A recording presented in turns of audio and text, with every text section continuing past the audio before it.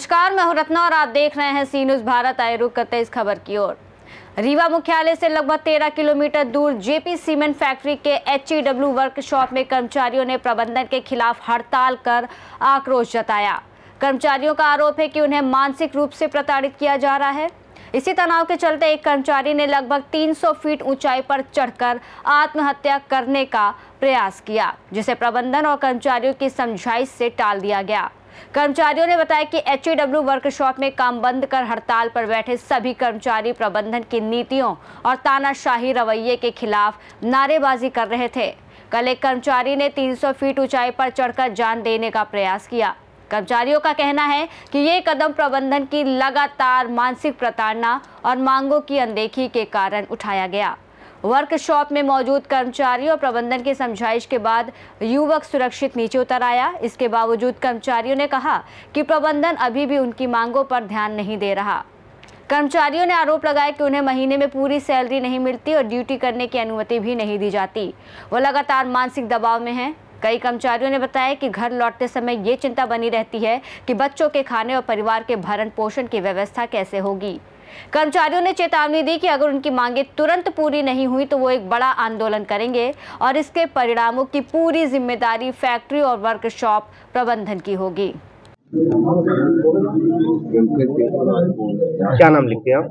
नाम लिखते हैं प्रवीण कुमार सिंह। अच्छा, कल आप ट्रेन पे चढ़े हुए थे, यहाँ किन मुद्दों को लेकर के आप ट्रेन पे चढ़े? आर्थिक तंगी से जूझ रहे हैं, इसलिए मैनेजमेंट का सिस्टम जो इसने सिस्टम बना के गलत सिस्टम बना के रखा है, लोगों को झूठा आश्वासन दे रहा है। साला इनका हर साल प्रमोशन हो, वर्कर का एक बार भी न हो प्रमोशन। इन सब मुद्दों को लेकर हमने आत्मघाती कदम उठाया और हमारे दोस्तों के द्वारा, हमारे साथियों के द्वारा उनके बातों को सुनकर आज मैं लोगों के बीच में हूँ। क्या वार्तालाप हुई आपकी? मैनेजमेंट बोला था कि हम हर मांग पूरी करेंगे, आपकी पूरी बात सुनेंगे, लेकिन नीचे आने पर वो हर बात से मुकर गया। बोलता है कि हमने ऐसा बोला ही नहीं। उसको भी बंद कर दिया गया। जो मेडिक्लेम रहता था रिलायंस के द्वारा, कंपनी के द्वारा देते थे, तो उसको पहले तो फ्री में था, जबकि कारपोरेट की जो पॉलिसी है जीवन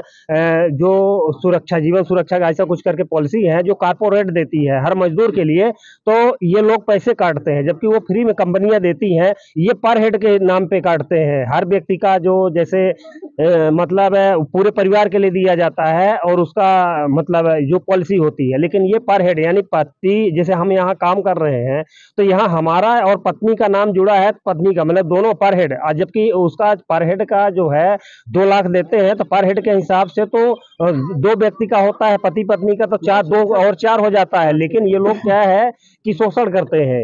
ये 2 लाख में पर हेड और पैसे तो डबल काटते हैं, लेकिन इंश्योरेंस देते, जबकि ये कारपोरेट की होती, क्योंकि जब तक हम वो कारपोरेट की पॉलिसी है, जब तक हम यहाँ कंपनी में नौकरी करते हैं तब तक है। जैसे हम गेट के बाहर हो जाएंगे, ये छोड़ देंगे तो पॉलिसी खत्म हो जाएगी। तो ये तो पॉलिसी कंपनी की होती है, लेकिन पैसा मजदूरों को काटा जाता है। अब महंगाई के नाम पर कुछ नहीं है। पहले क्या होता था, आज से 4 साल पहले, यानी कि कोरोना काल से पहले हर 6 महीने में महंगाई आया करती थी, देते थे BSA के नाम पर, लेकिन इसके बाद में बंद कर दिया गया है। तो जो हमको यहाँ HEW वर्कशॉप में कल से आंदोलन पर है। जी, क्या कहना है सर? हम लोग यहाँ आंदोलन में कल से इसलिए हैं कि कुछ हमारे बीच में ऐसी बहुत दिनों से कुछ चर्चाएं चल रही थी। वेतन को बढ़ाने के लिए जो चर्चाएं हमारे बीच में चल रही थी, ठेका मजदूर का PF काटने के लिए और ठेका मजदूर को स्थायी रूप से जो 5 साल से ऊपर हो गए हैं उनको स्थायी करने के लिए, ऐसी कई मांगों को लेकर कई वर्षों से हमारे बीच में चर्चाएं चल रही थी मैनेजमेंट के बीच में, पर उन्होंने अभी तक नहीं किया इस चीज को और काफी परेशान थे सब लोग। और इस अधिकारी से, हाँ, वरिष्ठ अधिकारी के पास से इसका आवेदन भी दे चुका गया है, इसके 1 साल पहले भी दिया गया था, तो उन्होंने उस पर कोई कार्रवाई नहीं की। तो आखिर क्या है कि पूरा ही यहाँ पर जो मजदूर है परेशान है और अपनी आर्थिक स्थिति से जूझ रहा है। ना तो अपने बच्चों अभी आर्थिक स्थिति से जूझ रहा है और ना ही अपने बच्चों को पढ़ा पा रहा है, ना तो उसके पास फीस का पैसा है, ना तो अपने घर को चला पा रहा है। कई साल 20-20 साल से लोगों को यहाँ हो गया, जिन्हें 18,000 15,000 से काम करवाया जा रहा है और अभी तक कुछ भी नहीं, जिससे क्या है कि कुछ मानसिक चीजें आदमी के अंदर में आ गई है, जिसकी वजह से हमारे यहाँ कल एक ऐसा हादसा होने से बच गया जो मजदूर के द्वारा बचा लिया गया है, जिसे तो आज हम उसी के विरोध में आंदोलन पर तैयार हुए हैं कि हमारी मांगों को पूरा किया जाए और तत्काल इस पर कार्रवाई की जाए। कल सुनने में आया है कि कोई श्रमिक काफी दुखी होकर के हाँ, वो ये हमारे बगल में है, इनसे है जो दुखी थे तो इनके द्वारा वो ऊपर चढ़ा गया था कि मैं अब नहीं बचूंगा, मेरे फीस नहीं पटा पा रहा हूँ, मैं बहुत प्रताड़ित हूँ, मेरे पास पेट्रोल आने जाने के लिए पैसा नहीं, मैं नौकरी नहीं कर पा रहा हूँ। ऐसे कई प्रकार की उसकी मानसिक मतलब परेशानी थी, घर की परेशानियां थी। ये उसकी नहीं, सारे लोगों की परेशानियां हैं और ये कई दिनों से चलते आ रहा था। इसमें एक आदमी ने हमारे ऐसे कदम उठा लिए थे तो उसको किसी तरह से कल हम लोग बचाए हैं और नीचे उतारा गया है और मैनेजमेंट के द्वारा समझाई दी गई कि आपकी सारी मांगों को माना जाएगा, आप नीचे आ जाइए। उसके तहत वो नीचे आया। कि आप लोग यहाँ पर स्ट्राइक किए हुए हैं तो किन मुद्दों को लेकर के? उन्हीं मुद्दों को लेकर के हमारी मांगे है कि हमारा जो पैसा है बढ़ाया जाए। जो महंगाई आती थी हर 6 महीने पहले आती थी उसको बंद। जी बताइए। जी मैं ये बोलना चाह रहा हूँ कि जब से हमारे MK सिंह साहब आए हैं, एक अधिकारी हैं, वो इतना शोषण कर रहे हैं कि जिसकी कोई सीमा नहीं है। वो अपने रिश्तेदारों को 4 दिन में ला करके 5वें दिन भर्ती कर दे रहे हैं। हमारे यहाँ जो श्रमिक 20 साल से पड़ा हुआ है वो आज भी ठेका में ही पड़ा हुआ है और उनकी पेमेंट जो सप्लाई में हमारे यहाँ काम कर रहे हैं कंटिन्यू 20 सालों से, उनके लिए कुछ नहीं किया जा रहा। जो इनके आदमी आ रहे हैं वो महीने 2 महीने में परमानेंट होकर के 40,000 50,000 तनख्वाह लगा करके उनको एम्प्लॉय बना दिया जाता है। अगर कोई भी सवाल करने हम लोग जाते हैं अधिकारी मैनेजमेंट से तो ये सीधा एक ही जवाब देते हैं कि करना है तो करो, नहीं तो हम बाहर कर देंगे। ये या तो ट्रांसफर की धमकी देते हैं या तो बाहर भगाने की धमकी देते हैं। इस परिस्थिति में हम किसके पास जाएं? हमारे पास कोई रास्ता नहीं बचता, इसलिए मानसिक रूप से परेशान होकर के आज एक व्यक्ति ऊपर चढ़ा है, कल दूसरे व्यक्ति का नंबर आएगा, परसों तीसरे व्यक्ति का नंबर आएगा। तो मैनेजमेंट जब तक हमारी बातों को नहीं सुनेगा तो हम कंटिन्यू इसी जगह पे इसी तरह बैठे रहेंगे। आवश्यकता पड़ी तो सारे आदमी एक साथ जान देने के लिए तैयार हैं, क्योंकि इस तरह हम मानसिक रूप से परेशान हो चुके हैं कि न बच्चों को पढ़ा पा रहे हैं, न फीस दे पा रहे हैं, न तो अपनी बीमारी दूर कर पा रहे हैं। इनके पास अगर बात करने जाओ ये तानाशाही बताते हैं। एक अमित शर्मा करके हैं, उनके पास एक बार मैं गया था, उन्होंने बताया कि तुमको नौकरी करना है तो करो, नहीं तो मैं तत्काल बाहर कर दूंगा। अब कर रहे हैं आप यहाँ मेरे को हो गया 12 से 15 साल हो गया।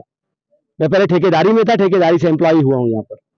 तो इस परिस्थिति में मुझे क्या करना चाहिए आप लोग ही बता दीजिए कि हम लोग जान ना देंगे तो क्या देंगे? अपने परिवार को बचाने के लिए क्या करें? सब लोग एक साथ मरें कि अलग अलग करके मर जाएं, ज्यादा बेहतर है।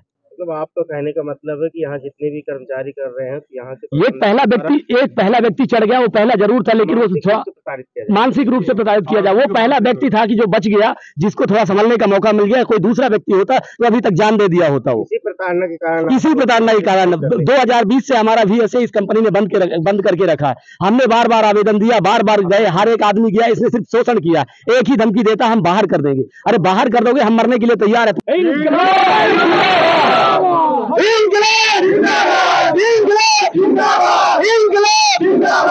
रीवा से सी न्यूज़ संवाददाता अर्जुन तिवारी की रिपोर्ट। देखा जाए तो कर्मचारियों की चिंता और आक्रोश इस बात की ओर इशारा कर रहे हैं कि फैक्ट्री प्रबंधन और कर्मचारियों के बीच गंभीर संवाद की जरूरत है।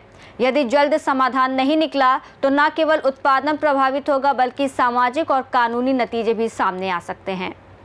रीवा से सी न्यूज़ संवाददाता अर्जुन तिवारी की रिपोर्ट। इस रिपोर्ट में फिलहाल इतना ही। देश और दुनिया की तमाम बड़ी खबरों के लिए देखते रहिए सी न्यूज़ भारत।